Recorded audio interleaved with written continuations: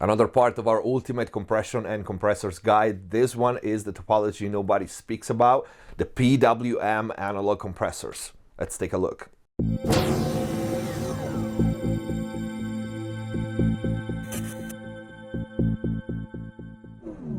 Hello everyone, welcome back to MixbusTv. Hope you're having a great day. Before we start, check the info box down below for my mixing courses on Pro Mix Academy and special discounts and offers on plugins. Now you can become a MixbusTv member, helping support the channel by clicking the join button down here. Take a look at what the perks are. You can access to exclusive content like members only posts, live chats, live streams, videos, also Pro Tools sessions and files and mix consultations by email and Skype with me. Let's get to the video. Best analog PWM compressors. Not many of this kind on the market. If you want to know more about the pulse width modulation PWM compressor topology, take a look at the first video in this series when we talk about all the topologies and their characteristics. The first one in this list is hands down not only the best PWM compressor out there, but probably top 5 compressors of all time. Is designed by a genius, a mad scientist of the Pro Audio, Dave Hill, and its creation is the Crane Song SDC8. There are many things that make this compressor different from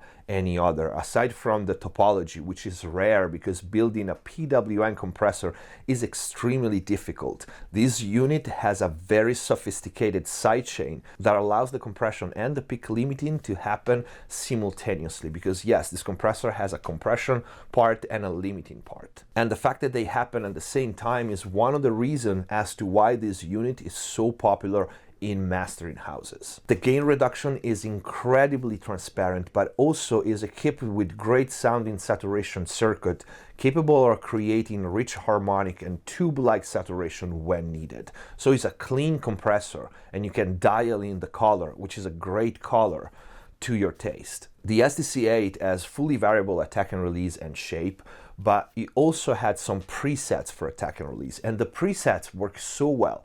They are so well designed and program dependent that more often than not you will find those settings work better than any other variable manually dialed in attack and release that you can find. So those presets, I can assure you, are all over so many masters and so many albums. You will always find one that works pretty much perfectly for any material. And one of the reasons is because those presets are not just automatic attack and release, but they have automated functions inside the compressor. So that's why you most likely will prefer it to manually dial in the controls. In short, the SDC8 is one of the most advanced, best compressors ever made. For PWM, the list is very short. The next one is a pretty new unit, is the Great River PWM 501. I have no experience at all with this one personally, probably the latest PWM compressor release on the market. Great River proven many times they can make great gear, so this one is probably a safe bet.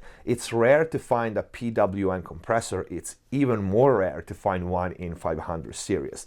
This makes it even affordable and a great choice if you want something different in your lunchbox. Because as we said, the PWM topology is super transparent. So transparent to basically be as close as possible as simple volume writing. Controls of the Great River are what you would expect on any other compressor, but to be noticed is the feedback and feed forward knob. There are a few compressors designed to have both modes. The API 2500 comes to mind. But while on the 2500 you can decide if have one or the other, the Great River has a blend knob, which is something I've never seen before. So you can blend the two topologies together, and that must sound interesting for sure. This one is definitely something I would want to try. For the third one, we go into the vintage realm, and this is one compressor that for some reason I've always wanted and never got it, is the Pi compressor. This one is as rare as it gets. I never got to use a real one because it's so rare. Probably I'm the same boat as many people out there, but I can tell you the Waves emulation of the Pi plugin compressor, is one of my favorite color compressor in the plugin realm. There's not much we can say about the hardware unit because, like I said, it's so rare. You will probably only see pictures and never get to hear one in action. At some point, there were rumors as a possible reissue. Many were excited, me included, but as far as I know, it never came to life, unfortunately. We can only hope I would still get it if it was released. Curious fact, Rupert Neve built the old diode bridge 2254 when a broadcasting network asked him something to replace the old Pi compressors on their broadcasting consoles. That's why the 2254 has the square rack format, because it was a direct replacement of the Pi compressor. We really have very little choices for the PWM, so we are already at the last analog one. The last one that I know of, that I'm aware of, is the EMT256-2, which I'm only going to mention basically because very few people even tried this one ever. There are no replicas that I know of, or plug-in version. There were so very few units. It's not available anymore. There are no emulations, no replicas. So it's literally just to mention that there was another one PWM compressor at some point. Because like I said, to build a PWM compressor is extremely hard. Some say that you basically have to be a rocket scientist to build that. And for a compressor that passes audio, there are easier choices, I guess. So that's why you don't see many.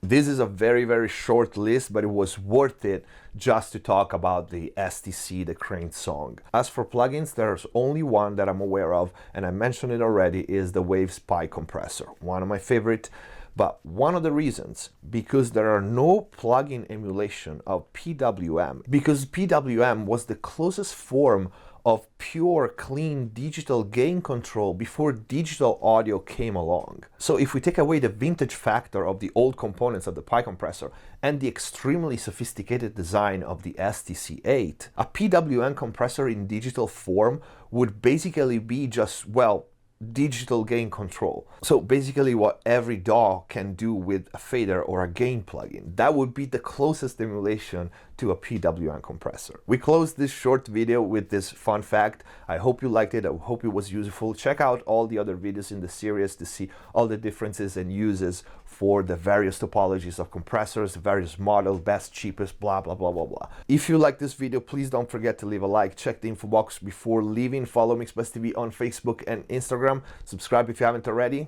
See you next time.